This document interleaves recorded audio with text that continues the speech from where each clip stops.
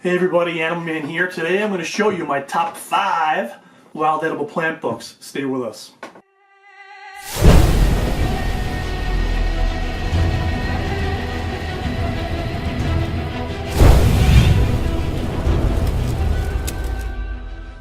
So here are my top 5, guys. I've got a couple dozen plant books over there on the bookshelf, but these are the ones that I use and go to the most. I'm going to go through them one by one, explain to you why I love them, and just all about what they can do for you. So here we go.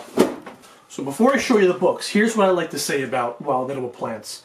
It is the most important thing to learn in survival and preparedness, if you ask me. This is just my personal opinion.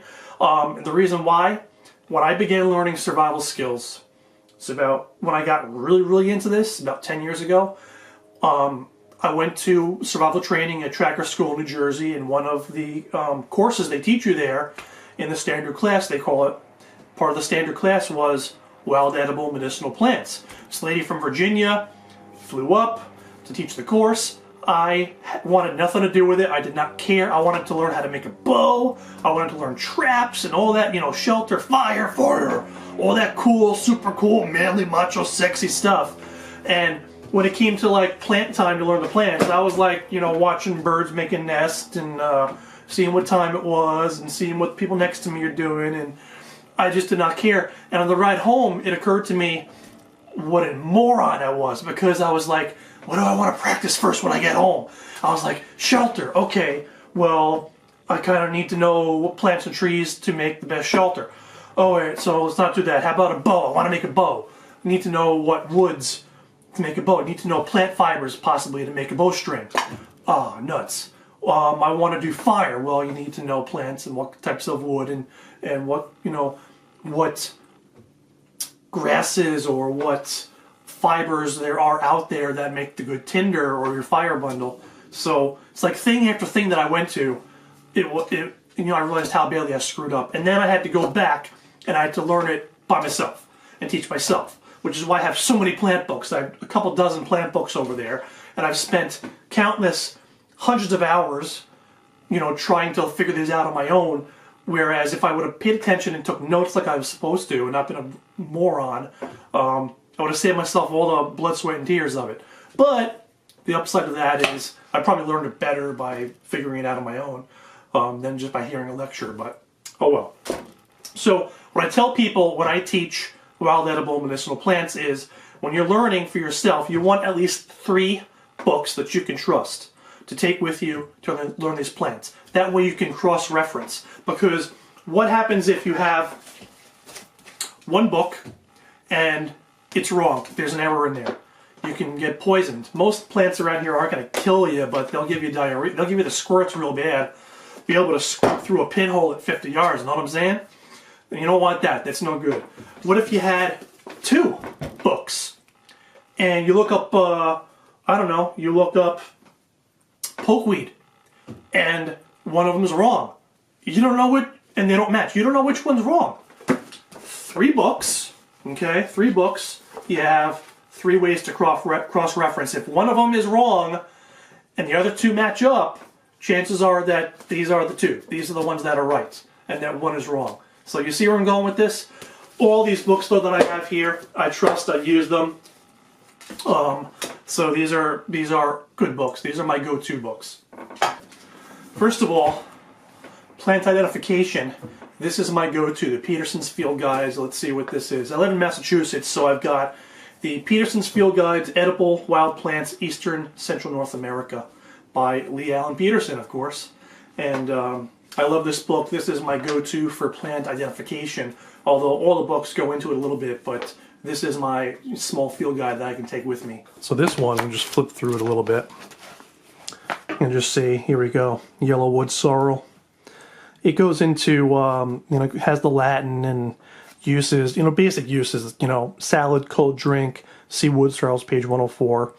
But it has very good detailed drawings, and here's some other ones that I love. Purslane is awesome, mullein is awesome, and it's got some color plates. They're not that bad. I find that the color on these plates are kind of kind of off, and when I find these plants actually in person out in the wild, they look a little bit different than in these photos here. But you can see, yeah, that's a good one. Daylily, primrose, chicory, yarrow. Those all look pretty similar. The chicory around here is more bluish though. But anyway, so this is a very, very good small compact identification book, and that's why I love it. This one is quite famous. This is by Euell Gibbons. It's his famous Stalking the Wild Asparagus. This one is really cool, and I love this book. This one is really cool. So he has a lot of cool ideas in here. There's recipes in here, and it's not just plants either. These other books are just plants. This one is not just plants. So you can see he's got thoughts on wild food, about acorns, amaranth, crab apples, arrowheads, Jerusalem artichokes, things like that, using wild grapes. He goes into other stuff too. Let me see. Japanese knotweed. All right, a wild winter garden in your cellar. That's a cool chapter. Wild honey. This chapter about honey, he talks about how to actually follow bees and locate their hive and how to harvest honey in a sustainable way. So that's pretty awesome. You can also capture a colony that way to use in beekeeping. That's awesome. How about the meat course? He gets into all kinds of other meat sources. Bluegills, how to cook carp, crayfish, frog's legs, eating turtles. And then he gets into a little bit of herbal medicine. So this is just a really cool book. Wild rice. And he gets into some stories from growing up and things like that. And there's recipes in here. There's a recipe in this book for making dandelion wine that I made one year. I made 2 bottles of it, and it's a pretty unique way of making wine actually too. I made 2 bottles of it, and my wife at the time's Nana drank like both bottles of wine at Thanksgiving, so that was kind of funny. But that's a neat book. This is Tom Brown's Field Guide to Wild Edible and Medicinal Plants. A reason why I love this book, there aren't too many plants in here, but Tom goes into the story behind each plant and how he learned about them. If you guys don't know about Tom Brown Jr., he was raised in New Jersey in the Pine Barrens by a Lippin Apache elder named Stalking Wolf. And Stalking Wolf was probably one of the last or the last Native American to live fully wild, wander wild and free, never went to a reservation, never used any modern tools or anything. He lived fully primitively, and he taught Tom from the age of, I think, 7 or 8 until he was 18. So that's where this book is coming from. It's pretty amazing stuff in here. I love it. I love the stories, though. I love the stories make you get a much better sense of the plant. I love all of Tom Brown's books. I've been to his tracker school in New Jersey several times. That's where I've gotten my formal survival training from. And it's a great school if you ever want to go. It's expensive, but it's worth it in my opinion. You can get an education there that you really can't get anywhere else. So he has a whole series of books, and either all or most of his books are on my website in my gear shop. But this one's cool because he doesn't just talk about, here's Angelica, for example.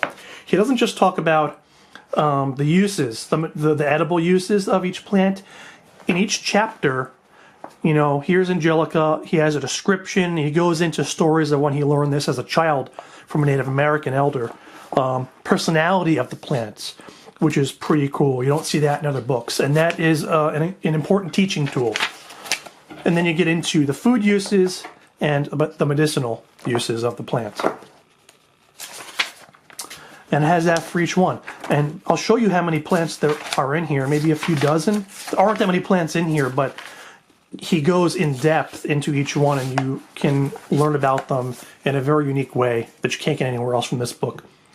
So part 1 is all about, introductions, how to do this sustainably, and how to use the book, things like that. Part 2 is the plants. So you've got 3, 4, 10 of them there. And then you've got another few dozen down this page. That's it. That's all that's in here. But still, very, very cool book. I love it. I love that book. That is one of my favorites. Here we go, the 4th one. This is by Samuel Thayer. This is the Foragers Harvest. This is a pretty famous book too. This one, again, does not have too many plants in there, but it has color photos, which are helpful, and it has a lot of descriptions about each plant and stories and stuff too. So I like that a lot. This one's cool because it has good, like very, very good color pictures. Let's find a chapter. And again, this one doesn't have too many plants in it, but it gives you a lot about each plant. So you can see the table of contents here. So it's got introduction, getting started, foraging safely, harvest and preparation methods, storing wild foods, timing the harvest, and here's the plant account. So it's got several dozen plants in here. Probably about the same amount that Tom Brown's book has, maybe a little bit less than Tom Brown's book. But let's go to I don't know, Black Locust 246, I think it was. Boop. There you go, Black Locust. So it's got really good pictures.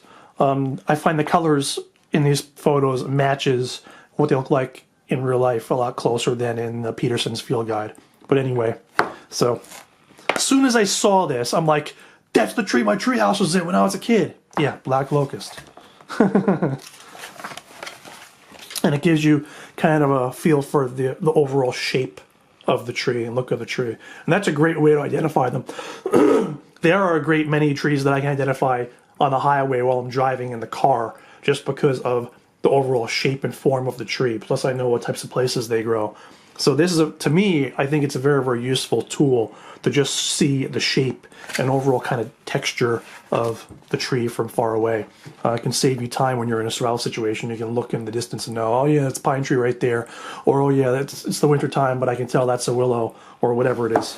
So for each plant you get, let me back up here. You get the description, but a long description. And there's some stories in here too. Range and habitat, harvest and preparation, and tells you what to do with individual parts. So again, quite useful book. Now, the fifth one is like, I'm not religious, but it's like the Holy Bible, the Holy Grail of wild edible plant books. So this is by this character named Wildman Steve Brill, who lives in New York City. He's the guy that is famous for getting arrested for eating a dandelion in Central Park. Yep, that's the man. This is identifying and harvesting edible and medicinal plants in wild and not so wild places. This one is like an encyclopedia of plants. It has identification, edible uses, medicinal uses. It even goes down into, it breaks down the analysis, the nutritional analysis of each plant. So you can find out what vitamins, minerals, whatever you get from each one, which no other book that I've seen has. So that's pretty cool about this one too. This book is just enormous. It's expensive because it's so big, but it's, if you ask me, it's totally worth it. This book is just insane. This is nuts. So Steve Brill, this guy it's a cool guy. There's a lot of black and white drawings in here, but they're very, very good, very detailed drawings. And let me try to find you an example of this. They don't just go into like the description of each one. He does edible uses, medicinal uses, but he also gives you the breakdown, the nutritional breakdown of some of these plants. I don't know if it's in here for all of them, but I do remember reading it. And if there's one that may cause you digestive upset or whatever, he gives cautions and tells you why, explains why it's like that. Okay, here's a good example. Dulse. So we're in the kind of like seashore seaweed kind of area here.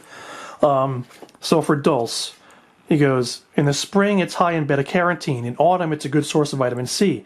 It also provides protein, vitamin B6, B12, calcium, potassium, magnesium, phosphorus, iron, boron, bromine, nickel, strontium, never said that before, vanadium, never said that either. But you can see there, and here look, this one too, this other kelp. Beta-carotene, B1, B3, B5, blah, blah, blah, blah. You can see it. So that's pretty useful. It's a pretty useful thing here. And there's lots of plants in this book. It's a huge book. Here's the table of contents for you.